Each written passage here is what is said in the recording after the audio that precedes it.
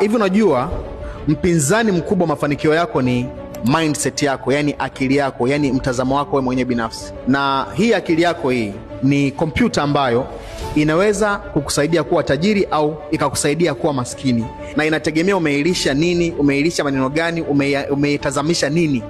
Kwa watu wengi wanakuwa maskini kwa nini? Kwa sababu unakuta akili zao wamezitazamisha mambo ya hovyo. Masikio yao yamesikia maneno ya hovyo kwa muda mrefu, kiasi kwamba yametengeneza mfumo wa resistance ambao unawaambia kwamba wewe huwezi. Ndio maana kitu cha kwanza kubadilisha ni nini?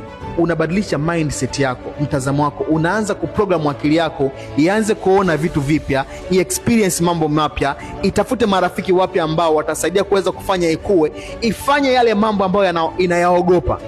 Hapo ndipo ambapo utaanza kuona angalau unakaribia mafanikio.